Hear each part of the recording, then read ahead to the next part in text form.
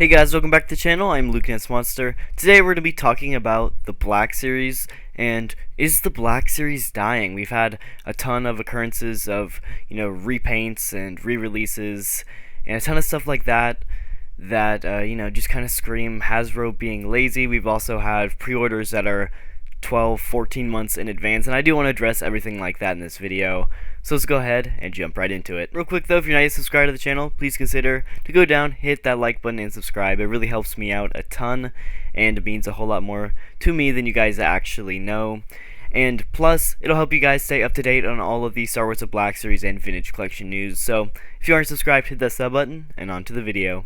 So, last year in 2021 is when I first started seeing this kind of downhill trend of the Black Series, and that's when we really only had two mainline waves hit stores, that being Black Series Wave 29. This is like the Hunter, Crosshair, Asajj Ventress, the Bad Batch, like Elite Squad Trooper. It is that wave.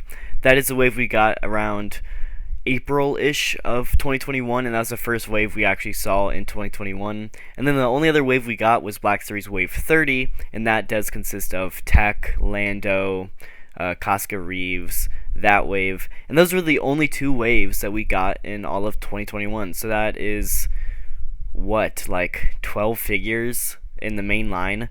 But we got exclusive after exclusive after exclusive after exclusive. We got like 100 figures last year, and only, 12 of them were mainline figures? It's insane. We got so many exclusive last year, and, we just didn't see a whole lot of figures on shelves because all the mainline figures that we did get sold out super quick, or stores only got maybe one or two cases, and all the other figures were exclusives, and they were super hard to find or get in stores. But one thing that really kept the Black Series alive last year was the 50th anniversary of Lucasfilm line, which consisted of a ton of different figures that consisted of like 3 to 4, I believe, archive waves. It consisted of like Target exclusive Clone Wars waves or Best Buy exclusive Phantom Menace waves. There was a ton of figures that they released under the 50th anniversary line, and we really just haven't been seeing that in 2022 with the Black Series, of course, because it is no longer the 50th anniversary of Lucasfilm. And I'm trying to figure out, if they're only going to be doing 2 mainline waves a year, apparently, how are they going to be releasing these exclusive figures if they don't have this 50th anniversary Lucasfilm line to release it under? There are also some lines released in 2021 that were just really, really bad or lazy repaints, and some stuff that I'm just not a big fan of. For example, the Credit Collection. I think the first wave of Credit Collection was amazing. I actually didn't mind it that much. I loved the Mando figure, Cara Dune, all of those figures. They were great figures, and they have their own special, unique, resemblance to the credits of The Mandalorian, and I love that about it. It had its own unique thing, and I actually really loved the original Credit Collection. But then they went ahead and decided to release a second wave of Credit Collection, and these figures are absolute trash. The colors don't match the end credits. The second wave of this was kind of Hasbro's cash grab. Like, hey, we can just repaint these cheap figures, and people will buy them. And obviously not, because these are pretty, I guess, they peg warm quite a bit. But they also just look really bad. For example, like Moff Gideon. The actual credit, he is in like a black outfit, but the figure, he's blue. The original release of Moff Gideon would have fit the card way better, and something like that I don't get. I don't know why they're deciding to re-release these whenever the whole concept of the credits just don't work. Another example is like the Carbonized line. The original Carbonized line was awesome. They had the special unique boxes to the figures. They matched and they looked incredible. Then they go ahead and do the Mandalorian Credit Collection in those style boxes, and they look really bad because the boxes don't match the actual figures. And so the Credit Collection is one of those type of figures that you want to keep in box because they look good with the packaging. But this line just does not look good, and it's Hasbro's cheap way of re-releasing figures. And then, of course, there has been some of the problems with the Hasbro Fan First Friday livestream. Some of them have been really, really good, and mad props to Hasbro for that, but there's other ones that have just been really, really bad. For example, the most recent Fan First Friday livestream we only got 5 brand new Black Series figures revealed, and 4 of them were archive figures, which means we've already seen the figures before. All they revealed were brand new packaging. And so only one of those figures was brand new, and that was just a repaint of the Knight Brother. So technically it's not brand new, it's just a repaint. And so it's just one of those things, like, why did I just watch through an hour live stream if the figures you're going to reveal are not good? Of course, we did get some amazing pipeline reveals, but, pipeline reveals that aren't going to release until 2024. And the whole shipping delays and figures pre-orders, long pre-order dates and everything, I'll get into it in a little bit, but, it's just really frustrating, because we've been waiting for news for a while, and then they'll be like, fan come first at this live stream, and then they won't reveal anything good, and it's really frustrating. And of course, there's the Hazlab Rancor. This thing was a disaster. I think the physical Rancor itself looked amazing, but it was just overpriced. It was like $350. And of course, I think the downfall of the Rancor was its bonus tiers. It needed a Rancor Keeper right off the bat, and it needed an Ula, and it didn't deliver. It really, really messed up its tiers. It gave us a re-release of the Gamorrean Guard, which is pretty cool. I'm actually fine with that one because, what's a Rancor without a Gamorrean Guard to eat? But on the other hand, the Rancor also did just get a re-release, so you could just go buy that version too if you wanted it. I think, some of the next tiers were like plastic skulls, bones, and then a cardboard backdrop.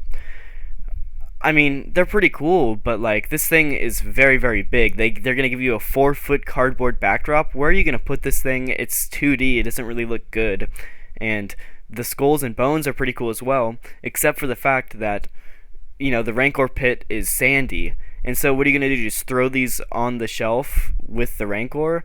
But then they wouldn't look very good unless there was sand, and that's a whole nother story. And then, of course, I think the tier that really, really just set the Rancor to death was Salacious Crumb as its own tier. Some of the Marvel Legends are getting like individual figures for each tier, and then they go ahead and release Salacious Crumb. Obviously, at the time, this is a very expensive figure because it was a exclusive to a San Diego Comic-Con set, but then they also go ahead and then re-release it in a Disney exclusive set, which you could buy on Shop Disney, so you don't actually have to go to the park to get it or anything. You can just buy it online. So it's one of those things like, why even include it in the Rancor? It's a waste of a tier, and it's just insulting. And then, of course, they went ahead and announced that the Rancor Keeper would be coming out with the Rancor as, a last-minute bonus. But that was obviously Hasbro just trying to save their skin because they realized the Rancor wasn't going to back. And, some people are like, yes, we're finally getting the Rancor Keeper, but that was, Hasbro caring about money and not the fans. They didn't add the Rancor Keeper because they knew the fans wanted it. They added the Rancor because it was the only way they're going to make their money. And eventually they didn't make their money anyway, so.